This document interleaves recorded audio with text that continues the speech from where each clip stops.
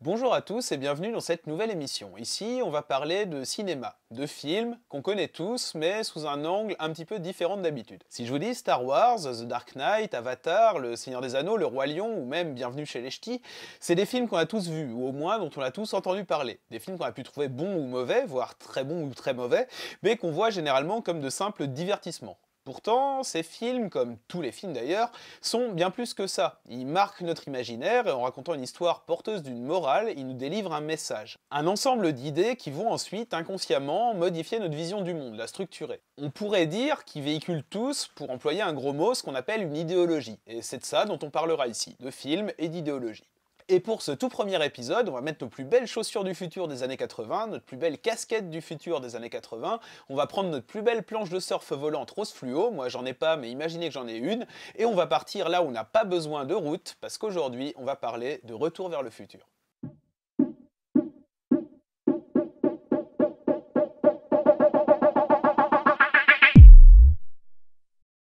Alors, Retour vers le futur, c'est trois films sortis en 1985, 1989 et 1990, tous les trois réalisés par Robert Zemeckis, qui est aussi responsable de Qui veut la peau de Roger Rabbit ou de Forrest Gump, sur un scénario de Bob Gale et Robert Zemeckis. Les films ont été produits par Amblin, la société de production montée par Steven Spielberg.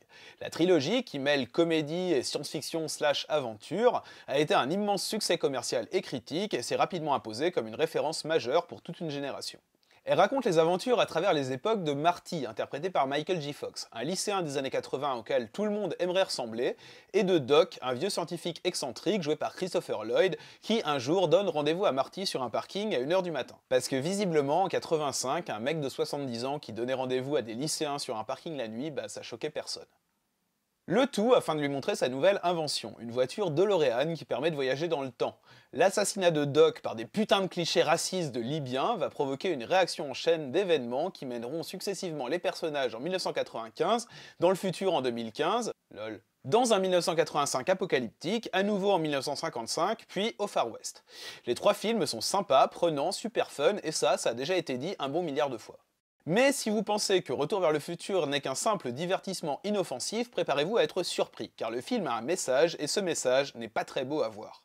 Pour essayer de le décrypter, on va se pencher ensemble sur la motivation du héros. Une motivation qui marque une rupture par rapport au canon du cinéma de l'époque, où le héros est généralement investi d'une mission supérieure dans une perspective altruiste.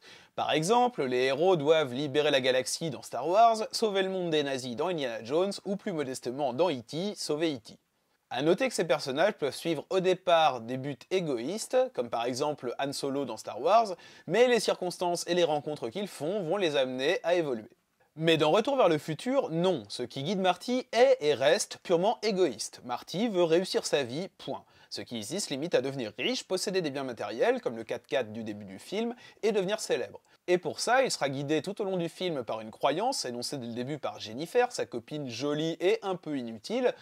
Quand on veut très fort quelque chose, on finit toujours par y arriver. Car ce qui compte dans Retour vers le futur, c'est uniquement la volonté personnelle, le fait que d'où qu'on vienne, quand on veut, on peut. Un balayeur noir des années 50 veut devenir maire de la ville? Pas de problème, il lui suffit de se bouger le cul et y arrivera. Peu importe si la ségrégation raciale, alors toujours court aux États-Unis, ou si le nerf d'une élection reste l'argent, non, quand on veut, on peut. Dans le monde de Retour vers le futur, le poids des structures sociales n'existe pas. L'individu est seul responsable de sa propre réussite. Ce qui bien sûr implique également le contraire. Si quelqu'un n'y arrive pas, fait partie des perdants de l'histoire, c'est forcément qu'il ne s'est pas donné les moyens d'y arriver, et donc que c'est de sa faute. C'est exactement le sens du commentaire que fait le père de Marty sur Biff, le personnage qui sert de principal antagoniste dans la trilogie, devenu laveur de voitures, à la fin du premier film. Ce Biff, il essaye toujours d'en faire le moins possible. Une vraie attitude de loser. Pour devenir un gagnant, il faut travailler dur. Dur, et bien entendu honnêtement, car ceux qui s'écartent du droit chemin sont toujours punis. Biff bien sûr, mais également Marty lui-même, qui, en achetant l'Almanach des sports en 2015 pour s'enrichir malhonnêtement, déclenche la série de catastrophes qui est au cœur du deuxième film. Ou encore le personnage de Red Thomas, l'ancien maire de Hill Valley, qu'on entendait promettre n'importe quoi en 1955 et qui, dans les années 80, est devenu un clochard. Parce que, évidemment, c'est ce qui arrive à tous les politiques qui mentent à leurs électeurs. Dès lors, puisque la situation de chacun découle uniquement de ses propres choix, la trilogie Retour vers le futur véhicule l'idée que les inégalités sont quelque chose de parfaitement naturel, qu'il ne faut donc en aucun cas remettre en cause. Si vous êtes riche, c'est que vous avez fait les bons choix. Si vous êtes un raté, c'est que vous l'avez mérité aussi. Un message qui trouve sa source dans le fameux rêve américain, cette représentation que les États-Unis se font d'eux-mêmes, comme un pays permettant à tout le monde de se hisser en haut de l'échelle sociale, mais également dans une vision du monde que Doc exprime en guise de conclusion de la trilogie. Votre futur sera exactement ce que vous en ferez, alors faites qu'il soit beau pour chacun de vous. Pour chacun, pas pour tous, tout simplement parce qu'il n'y a pas de bonheur collectif à chercher, mais juste une somme de bonheur individuel. Une représentation et une vision du monde qui ont connu un grand retour en force dans les années 80 et qui seront à l'origine des politiques économiques développées à partir de ces années-là par le président américain Ronald Reagan. Mais une représentation et une vision du monde qui sont malheureusement très contestables. Parce que justement, dans les années 80, les politiques qui en découlent ne font que creuser les inégalités au sein de la société américaine. Des inégalités qu'on ne peut pas juste coller sur le dos de la responsabilité de chacun, comme dans Retour vers le futur, puisqu'elles se développent notamment en se reproduisant. C'est-à-dire qu'à partir de cette période, il y a statistiquement de plus en plus de chances qu'un enfant né dans un milieu riche reste riche et qu'un enfant de pauvre reste pauvre toute sa vie. C'est précisément dans ces années que l'ascenseur social américain tombe en panne, plaçant les États-Unis en termes de reproduction des inégalités et de déterminisme social très loin derrière le Canada, la France, les pays scandinaves ou même l'Espagne, contredisant ainsi un rêve américain pourtant placé au centre des discours de Reagan. Pourquoi dès lors, un film comme Retour vers le futur se fait le relais d'une vision du monde qui ne résiste pas à l'épreuve des faits? Pour comprendre ça, il nous faut revenir à la source de cette idéologie et faire un petit cours d'histoire politique et économique. On va donc nous aussi prendre notre DeLorean et remonter dans le temps. L'histoire nous ramène à la Grande Dépression qui s'abat sur les États-Unis suite à la crise économique de 1929, laquelle a mis en évidence certaines impasses de la loi du marché. Les États-Unis, sous l'impulsion du président Franklin Delano Roosevelt, mettent en place en 1933 le New Deal, une politique qui donne un rôle plus important à l'État, notamment en matière de protection sociale des citoyens. Sécurité sociale, aide pour les chômeurs et les travailleurs pauvres et redistribution des richesses. Une politique qui contribue à redresser le pays et dont l'esprit se perpétue après la guerre, notamment sous l'influence de l'économiste britannique John Maynard Keynes. Mais dans les années 70, le keynésianisme, la doctrine inspirée de Keynes, jusqu'ici hégémonique, commence à montrer certaines limites et une nouvelle école économique va apparaître, ce qu'on a appelé les néolibéraux. Ils pensent que la recherche du profit personnel est le moteur de l'histoire, que la liberté des marchés doit être absolue et que le rôle de l'État doit être réduit à son strict minimum. Exit les services publics, la sécurité sociale et les minima sociaux, place aux baisses d'impôts pour les plus riches, à la dérégulation du marché du travail et au chacun pour soi. Des idées qui ne sortent pas de nulle part, puisque les deux théoriciens néolibéraux les plus influents, Friedrich Hayek et Milton Friedman, les développent depuis les années 50 au sein de l'université de Chicago, et que, financés par de puissantes fondations privées, ils y forment une armée de disciples appelés à devenir les futures élites de la nation. Ce qui fait que quand le modèle de l'État-providence, basé sur l'intervention de l'État dans l'économie, entre en crise, une autre idéologie est déjà là pour prendre sa place. Une idéologie, donc, qui donne la priorité à la liberté économique, quitte à piétiner les autres libertés. Ce que Hayek résumait à l'époque en une phrase édifiante: « Je préfère un dictateur libéral plutôt qu'un gouvernement démocratique manquant de libéralisme ». D'ailleurs, la première expérimentation concrète de cette idéologie se fait dans les années 70, dans le Chili du général Pinochet, une des dictatures les plus sanglantes d'Amérique latine, où la politique économique est menée par des disciples de Friedman.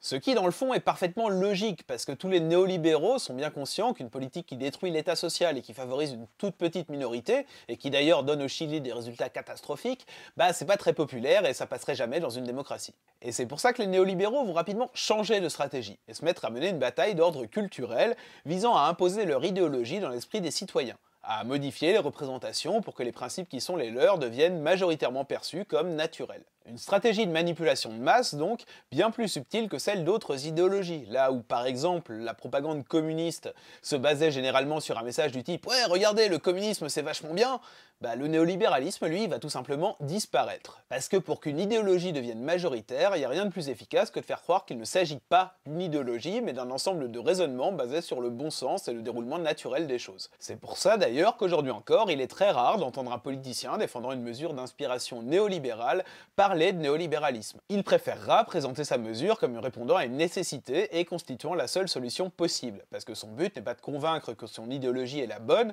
mais de faire croire que son idéologie n'en est pas une, afin qu'elle s'impose dans l'imaginaire collectif. Or, quand on veut s'imposer dans l'imaginaire collectif, quoi de plus efficace que d'utiliser comme véhicule la culture de masse, et notamment le cinéma. Et c'est là que notre digression s'arrête et qu'on en revient à Retour vers le futur.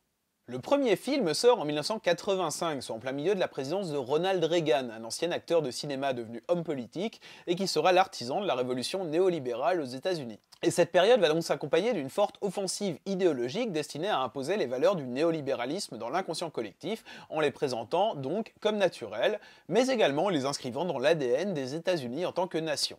Et Retour vers le futur joue à fond cette carte. Non seulement on y voit un monde où l'égoïsme est le moteur de la réussite individuelle et du bonheur collectif, mais en plus le film est parsemé d'un ensemble de références, mises en cohérence les unes entre les autres, qui tendent à inscrire l'histoire de Marty dans un récit bien plus vaste, celui de l'Amérique. Tout y passe, à commencer par le fait que les deux premiers films sont sortis respectivement la veille du 4 juillet, la fête nationale américaine, et la veille de Thanksgiving.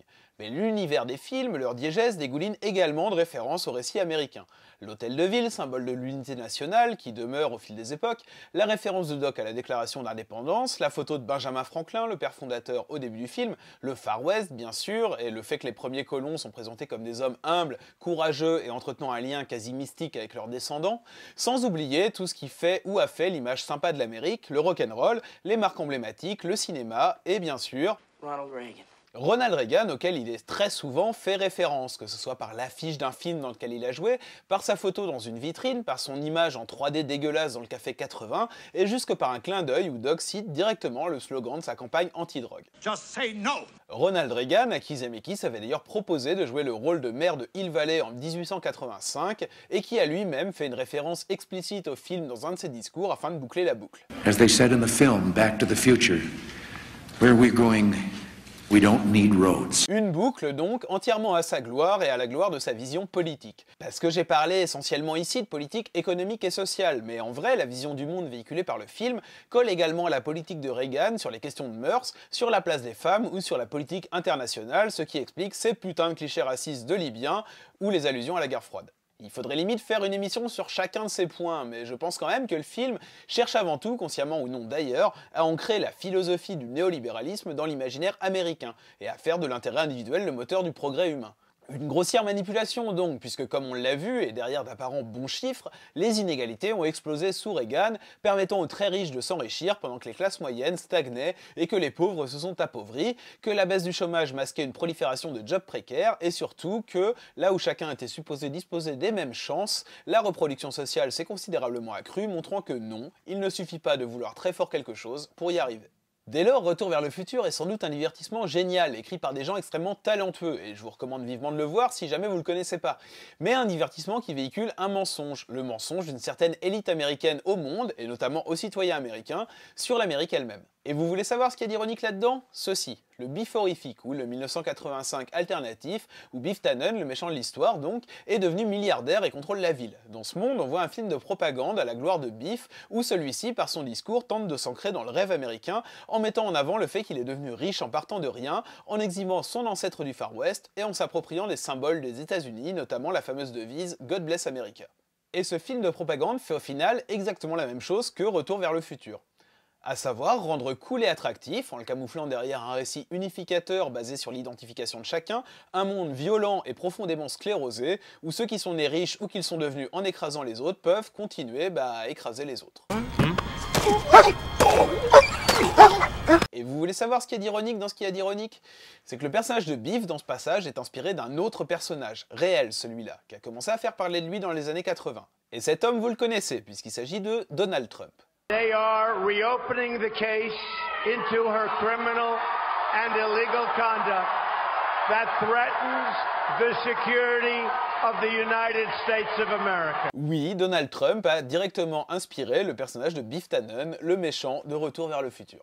Le même Donald Trump qui est aujourd'hui candidat à la présidentielle américaine et qui à l'époque avait la réputation sulfureuse d'un financier sans scrupules, malhonnête et aux mœurs légères, là où Reagan, et Retour vers le futur avec lui, prenait une vie droite et laborieuse. Et le fait qu'aujourd'hui, l'homme qui a directement inspiré un méchant de film soit potentiellement en passe de devenir président américain, investi par le même parti politique que Ronald Reagan, après s'être enrichi grâce à la politique de Reagan, devrait suffire à nous dire qu'en nous présentant un avenir radieux avec des requins en 3D et des chaussures autolassantes, Retour vers le futur nous a bien pris pour des cons et que visiblement quand même quelque chose dans le rêve néolibéral a salement merdé.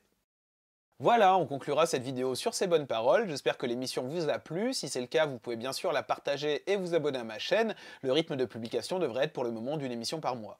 N'hésitez pas non plus à me laisser un avis en commentaire, ça fait toujours plaisir et je tâcherai d'en tenir compte pour la suite. On se retrouve le mois prochain pour une nouvelle émission. Salut et prenez soin de vous.